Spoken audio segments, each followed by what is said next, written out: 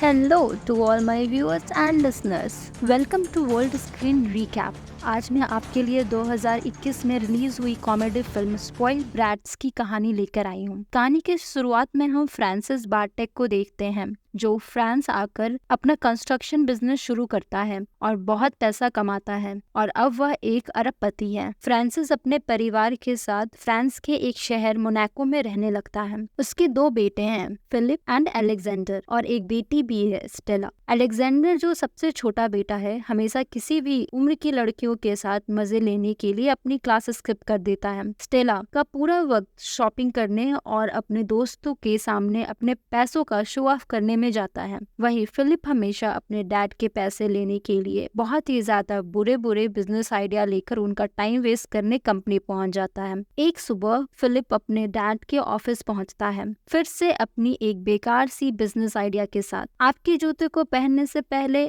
उन्हें तोड़ने के लिए नौकरी देने का आइडिया। फेरुसियो जो फ्रांसिस का मैनेजर और बहुत अच्छा दोस्त है, फिलिप के आइडिया को बहुत ही ज्यादा बेतुका बताता है। इस दौरान बार्टेक मैंसन में स्टेला की बर्थडे पार्टी शुरू हो चुकी थी। स्टेला का एक लेजी निकम्मा बॉयफ्रेंड है, जॉन कार्लोस, जो अर्जेंटीना से आया है और ये भी बता रहा था कि वो स्टेला से कितना प्यार करता है। स्टेला जूस लेट आने के कारण बहुत इरिटेट हो जाती है। मैथियास स्टेला को बचपन से जानता है। स्टेला इस बात से खुश हो जाती है कि मैथियास रात भर उसके लिए काम करे। फ्रांसिस अपने घर के ऑफिस के रूम में अपनी वाइफ की फोटो देखकर उससे बातें कर रहा था और सोच रहा था कि उससे कहाँ गलती हो गई है। मार्गरेट उसके घर की हाउसकीपर है। फ्रांसिस जब बाहर आता है तभी पार्टी में काफी शोर हो रहा था। फ्रांसिस देखता है कार्लोस गोल्फ बॉल से एक बहुत महंगी विंटेज शैंपेन की बोतल खोलने की कोशिश कर रहा था और वो बोतल खोलने की जगह उसे तोड़ देता है। इसके बाद कार्लोस और स्टेला फ्रांसिस से अकेले में बात करने जाते हैं। फ्रांसिस उनको अपने ऑफिस में बैठाता है और अपनी शॉटगन साफ करते हुए उनकी बातें सुनने लगता है। जब स्टेला कार्लोस से शादी करने की बात करती है तो फ्रांसिस इस बात से मना कर देता है। ये सुनकर स्टेला नाराज हो जाती है। स्टेला कहती है कि मैं आपसे परमिशन लेने नहीं आई हूँ, बल्कि मैं आपको बताने आई हूँ कि मैं कार्लोस से शादी करूंगी। ये कहकर स्टेला और कार्लोस वहाँ से चले जाते हैं और स्टेला पार्टी में जाकर कार्लोस से अपनी एंगेजमेंट की अनाउंसमेंट कर देती है। उसी दौरान फ्रांसिस के पास फेरुसियो का कॉल आता है। फेरुसियो कहता है कि जैसा मैंने सोचा था, फिलिप कंपनी का वो पैकेज जो उसे डिलीवर करने के लिए कहा गया था, उसे डिलीवर किए बिना एक पार्टी में चला गया है। इसी वक्त अलेक्जेंडर के स्कूल के प्रिंसिपल अलेक्जेंडर को मारने के इरादे से वहां आ जाते हैं क्योंकि अलेक्जेंडर का उसकी वाइफ के साथ अफेयर चल रहा था। अलेक्जेंडर के प्रिंसिपल उसे पकड़ने के लिए उसके पीछे भागते हैं। एक साथ अपने तीनों बच्चों की ऐसी बुरी हरकतें देखकर फ्रांसिस का स्ट्रेस लेवल बढ़ जाता है और वो हार्ट अटैक के वजह से पार्टी में ही बेहोश हो जाता है। फ्रांसिस की जब आंखें खुलती है तो वो हॉस्पिटल में होता है और उसके साथ उसका दोस्त मैनेजर फेरुसियो बैठा होता है। उसके बच्चे भी उससे मिलने आते हैं और आपस में किसी बात पर बहस करने लगते हैं। ये देखकर फेरुसियो उन लोगों को हॉस्पिटल से बाहर निकाल देता है। 2 महीने के बाद तीनों भाई बहन अपना क्रेडिट कार्ड ब्लॉक होने के बाद बेचैन होकर अपने डैड को ढूंढते हुए घर आते हैं। इसी वक्त कुछ पुलिसमैन उनके घर को चारों तरफ से घेर लेते हैं और उनके सामानों को जब्त करने लगते हैं, यह कहकर कि उनके पास सर्च वारंट है। उसी वक्त फ्रांसिस भी वहाँ अपनी शॉट गन लेकर पहुँचता है और अपने बच्चों को उसे फॉलो करने के लिए कहता है। फ्रांसिस एक स्ट्रेंज ड्राइवर को अपनी गन से डरा कर उनकी कार ले लेता है। फिर हम देखते हैं फेरुसियो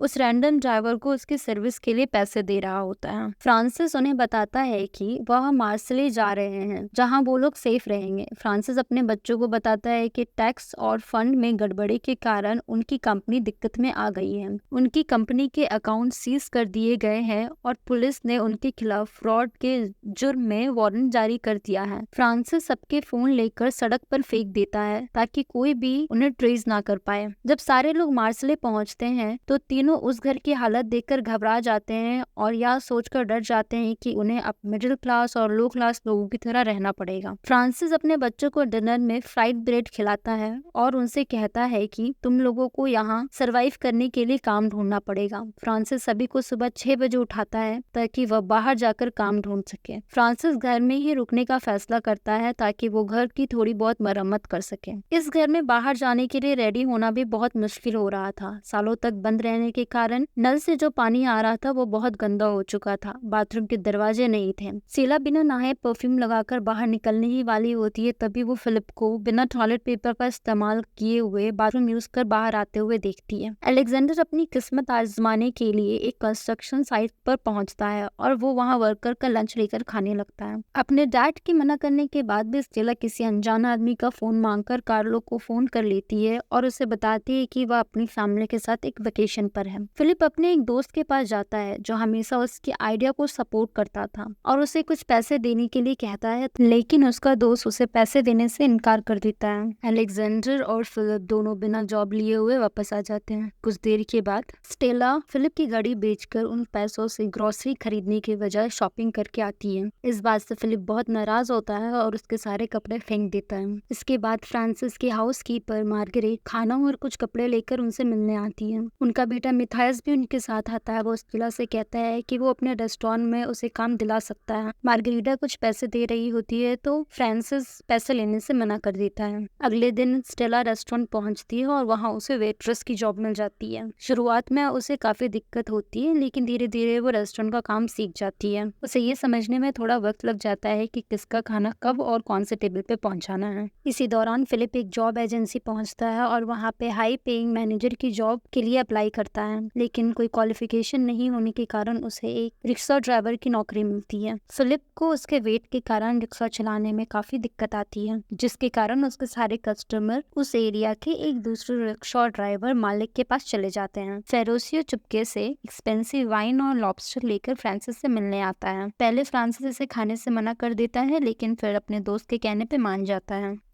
दोनों घर के पीछे जाकर खाने का लुत्फ उठाते हैं। अचानक उन्हें घर से आवाजें सुनाई देती हैं। फ्रांसिस शॉटगन लेके घर के अंदर जाता है तो वो देखता है कि अलेक्जेंडर पूरे दिन घर पर ही सोया हुआ था। फ्रांसिस फुरुसियो को वहां से जाने के लिए कहता है और फौरन बर्तन धोने चला जाता है। अलेक्जेंडर के लॉबस्टर के बारे में पूछने पर फ्रांसिस कहता है कि मैंने ये लॉबस्टर खुद पकड़े हैं। अलेक्जेंडर उसकी बात का यकीन कर लेता है। रात होने पर फिलिप और स्टेला कुछ पैसे कमाकर घर पहुंचते हैं। फ्रांसिस उन पैसों को खाने के लिए और घर के मरम्मत के लिए बांट देता है। जब दोनों को पता चलता है कि अलेक्जेंडर ने दिन भर कुछ नहीं करा है और वो घर पे आराम कर रहा था, तो वो उसके साथ खाना शेयर करने से मना कर देते हैं। इस बात से नाराज होकर अलेक्जेंडर बाहर चला जाता है और पास के जंगल से बेरीज और एप्पल ढूंढकर खाने लगता है, जिससे उसकी तबीयत खराब हो जाती है। फ्रांसिस अलेक्जेंडर से कहता है कि अगर तुम्हें खाना चाहिए तो तुम्हें घर की मरम्मत में मेरी मदद करनी होगी। वो पूछता है कि आपने ये घर अभी तक क्यों नहीं बेचा। फ्रांसिस कहता है कि इस घर से उसकी बहुत यादें जुड़ी हुई हैं। रेस्टोरेंट में स्टेला एक कस्टमर से बहस कर लेती है क्योंकि वो स्टेला से बहुत बदतमीजी से बात कर रहा था, क्योंकि उसके डिश में एक इंग्रेडिएंट मिसिंग था। वो नाराज होकर किचन में चली जाती है। वहाँ मैथियस उसे बताता है कि जब तुम्हारे पास पैसे थे तब तुम भी सारे वर्कर्स से इसी तरह बात करती थी। स्टेला को अपनी गलती का एहसास होता है और वो वापस कस्टमर्स के पास जाकर उन्हें सर्व करने लगती है। इसके बाद स्टेला अपने काम में और मेहनत करने लगती है और एक्स्ट्रा वर्क भी करती है। खाने के बाद तीनों आपस में ये डिसाइड कर रहे थे कि बर्तन कौन धोएगा। बातों बातों में फिलिप स्टेला की पुरानी बीमारी का जिक्र करता है।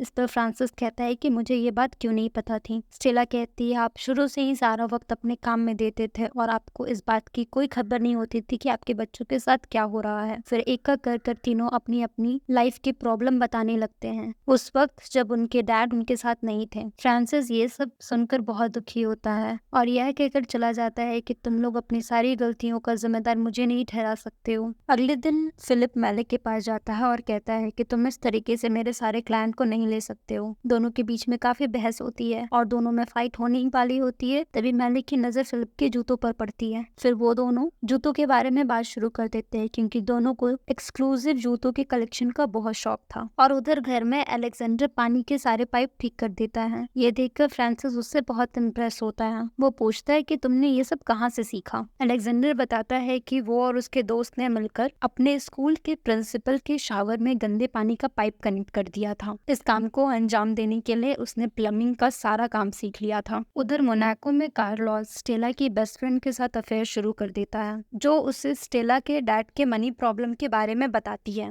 ये सब सुन के कार्लोस को दाल में कुछ काला लगता है और वो इस बात की इन्वेस्टिगेशन करने का डिसाइड करता है। उस दिन फ्रांसिस एक अच्छा पिता ना बन पाने के लिए अपने बच्चों से माफी मांगता है और कहता है, तुम्हारी माँ के जाने के बाद मैंने पूरी कोशिश करी थी कि तुम लोगों को एक अच्छी जिंदगी दे सकूं, लेकिन तुम तीनों केवल बिगड़ते चले गए। लेकिन अब मुझे तुम तीनों पे बहुत गर्व है क्योंकि तुम लोग अब अपने दम पर पैसे कमाने लगे हो। इसके बाद चारों मिलकर एक क्वालिटी टाइम स्पेंड करते हैं और चारों अपनी नई जिंदगी में ढलने लगते हैं और इन्हें अब एक दूसरे की कंपनी भी बहुत पसंद आने लगती है। यहाँ पर सारे लोग बहुत खुश रहने लगते हैं। दोनों साथ मिलकर अपने जूते के कलेक्शन से भी पैसा कमाने लगते हैं। फ्रांसिस के पास फुरूसियो का कॉल आता है और वो कहता है कि तुम्हें अब अपने बच्चों को इसके बारे में बता देना चाहिए क्योंकि कार्लोस इस बात की पूछताछ कर रहा था। फ्रांसिस अपने बच्चों को इस बारे में बताता है, इससे पहले ही कार्लोस उनके घर पर पहुंच जाता है। जब सारे लोग वहां आ जाते हैं तो वो बताता है कि उसने अपनी अर्जेंटीना की प्रॉपर्टी बेचकर उनका सारा कर्ज चुका दिया है। फ्रांसिस को कार्लोस की बात में हाँ मिलाना पड़ता है क्योंकि वो अपने बच्चों को ये नहीं बताना चाहता था कि फ्रांसिस ने उन्हें जिंदगी का मतलब बताने के लिए उनसे झूठ कहा है। इसके बाद ये सारे लोग मिलकर मोनाको वापस चले जाते हैं। कार्लोस अचानक स्टेला से कहता है कि वो उससे शादी करना चाहता है। अगले दिन ब्रेकफास्ट के बाद फ्रांसिस मार्गरेटा को बताता है कि वो बहुत गिल्टी फील कर रहा है और उसे स्टेला की बहुत चिंता है क्योंकि वो कार्लोस जैसे फ्रॉड आदमी के साथ शादी करने वाली है। ऑफिस में फेरुसियो भी फ्रांसिस को अपने बच्चों को सारी बातें बता देने के लिए कहता है। फ्रांसिस हिम्मत कर अपने बच्चों को सारी बातें बताने का फैसला करता है। उसको कार्लोस को पता था कि फ्रांसिस किसी भी वक्त अपने बच्चों को सारी बातें बता सकता है। स्टेला भागकर शादी करने के लिए बिल्कुल भी खुश नहीं थी, लेकिन कार्लोस उसे प्रॉमिस करता है कि वो शादी के बाद सबको एक ग्रैंड पार्टी दे देगा। फ्रांसिस स्टेला को सारी बातें बताने के लिए कॉल करता है तो स्टेला का फोन कार्लोस उठाता है और स्टेला के सामने प्रिटेंड करता है कि उसके फादर से उसकी बात काफी अच्छी हो रही है। इसके बाद फ्रांसिस अपने दोनों बच्चों को लेकर स्टेला की शादी रोकने के लिए सिटी हॉल की तरफ निकल पड़ता है। डिप्टी मेयर जो उनकी शादी कंडक्ट करवा रहा था वो बोल नहीं सकता था, जिसके कारण शादी की सारी प्रोसेस बहुत स्लो चल रही थी। जब शादी की प्रोसेस शुरू होती है तो स्टेला को पता चलता है कि कार्लोस का असली नाम केविन है। स्टेला इस बात से कंफ्यूज हो जाती है, लेकिन कार्लोस बहाने बनाकर उसे फिर से समझा देता है। स्टेला की शादी होने ही वाली होती है तभी उसकी फैमिली आ जाती है और उसके डैड उसको सारी सच्चाई बताते हैं। मैंने तुम लोगों को पैसे और जिंदगी की अहमियत बताने के लिए ये सब किया। हमारी कंपनी कभी मुसीबत में थी ही नहीं। घर पर पुलिस का आना